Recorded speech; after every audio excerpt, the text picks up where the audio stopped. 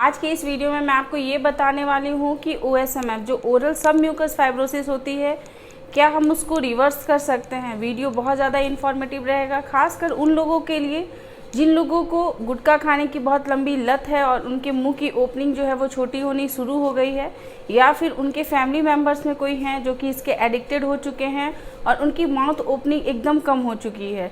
Video अंत तक जरूर देखिएगा। उसके बाद भी अगर आपके मन में इससे रिलेटेड कोई भी क्वेश्चन हो, कोई डाउट हो तो कमेंट जरूर कीजिएगा, बहुत जल्द इसका आंसर करेंगे। हेलो दोस्तों, कैसे हैं आप सब। मैं आपकी डॉक्टर ज्योति पांडे।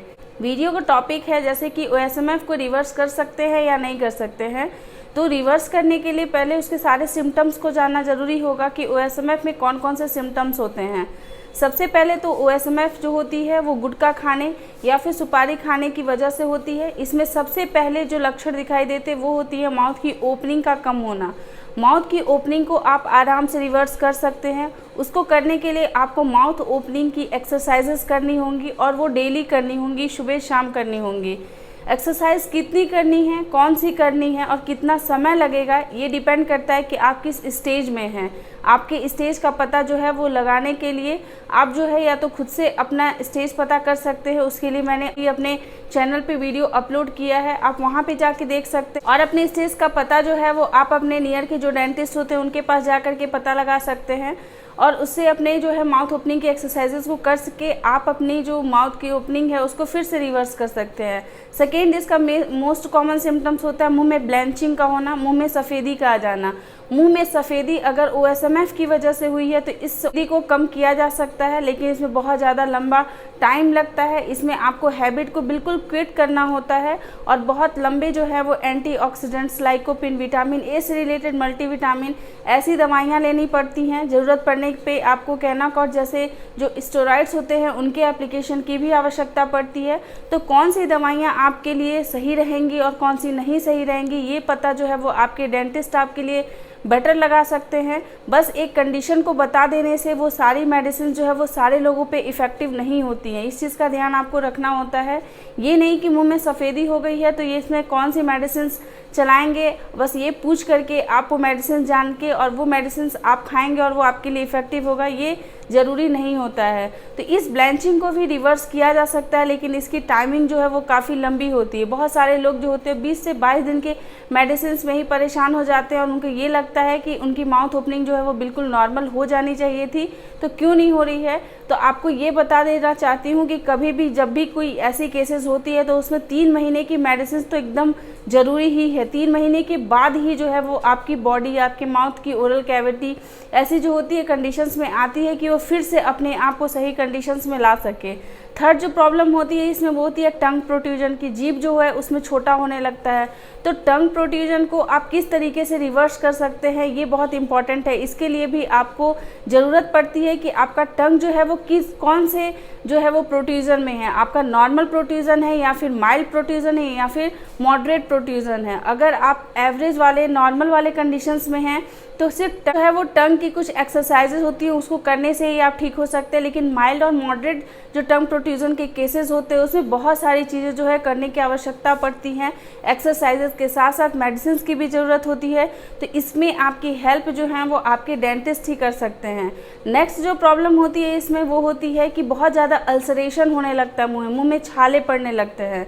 जब आप सुपारी या फिर गुटखा का सेवन करते हैं तो उसको चबाने की वजह से, क्योंकि वो बहुत ज़्यादा हार्ड होती है, उसको खाने की वजह से आपके जो दांत होते हैं वो घिस जाते हैं। घिसने की वजह से दांतों में शार्पनेस हो जाती है और चूंकि माउथ की ओपनिंग पहले ही कम हो गई है इस वजह से वो शार्पनेस जो है वो गाल को खुद ही काटने लगता है। काटने की वजह से अल्सर्स बनने लगते हैं। तो ये अल्सर्स जो हैं वो आपके कब नॉन हीलिंग अल्सर्स में कन्वर्ट हो जाएंगे आपको भी पता नहीं चलेगा। इसीलिए अगर कोई भी OSMF का पेशेंट है और उसके मुंह में अगर बार बार अल्सर्स होते हैं तो ये आपके लिए काफ़ी हार्मफुल हो सकता है।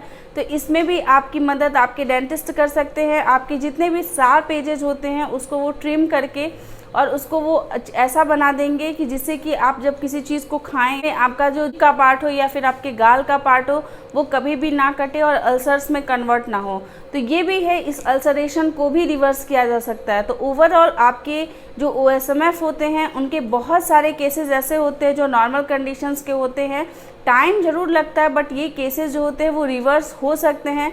कभी भी इस उम्मीद में कि ये जो चीज़ है वो नॉर्मल नहीं होगी, आप पहले ही उम्मीद छोड़ देते हैं और फिर से अपने हैबिट्स को कंटिन्यू कर देते हैं, तो ये और ज़्यादा आपके लिए डेंजरस हो सकता है। तो हमेशा अपने मन में उम्मीद जो है उसको बनाए रखिए और इस कंडीशन को हमेशा ये सोच करके कि हमको 1 बाय 1 करके सारी चीज़ों को जो है वो कंट्रोल में लाना है, बहुत ज़्यादा टेंशन नहीं लेना है। अगर आप हो सकता है कोई एक मल्टीविटामिन की गोलियां खा रहे हैं या माउथ ओपनिंग की एक्सरसाइज कर रहे हैं, तो उससे आपके कुछ ना कुछ बेनिफिट्स आपके ओरल कैविटी में हमेशा होता है, बट कभी वो आपको दिखाई देता है और कभी आपको दिखाई नहीं देता। हमेशा पॉजिटिव सोचिए और इसी पॉजिटिव एटीट्यूड के साथ आप अपने डेंटिस्ट के बताए हुए जो भी मेडिसिन होते हैं उनको आप फॉलो कीजिए और अपने आप को आप OSMF जैसी बीमारी से बाहर निकालिए। ये एक बहुत ही कॉमन सी बीमारी है जो कि होती है लोगों में, आप उनको देख करके समझ सकते हैं कि उनको OSMF है, क्योंकि उनकी ये जो चिक के पार्ट होते हैं बिल्कुल धसे हुए से महसूस होते हैं। ये सारी चीज़ें ठीक हो जाती हैं, बस आपको पहले स्टेप लेने की आवश्यकता होती है। आपको जो है वो पहला स्टेप, पहला ट्रीटमेंट लेने की आवश्यकता, उसके बाद जो है वो रास्ते बहुत ज़्यादा आसान हो जाएंगे, बहुत ज़्यादा क्लियर हो जाएंगे। तो आपके मन में जो ये डाउट हमेशा रहता है कि क्या आपका OSMF जो है वो रिवर्सिबल हो सकता है कि नहीं, रिवर्स हो सकता है कि नहीं, तो आज मैंने पूरा आपको अच्छे से बताया है कि बिल्कुल आप एक एक चीज़ को रिवर्स कर सकते हैं, बस उसमें टाइम की ज़रूरत होती है और सबसे ज़्यादा इम्पॉर्टेंट आपके पेशेंस की होती है। तो इसी उम्मीद के साथ कि आप ट्रीटमेंट लीजिएगा, मैं इस वीडियो अंत करती हूँ।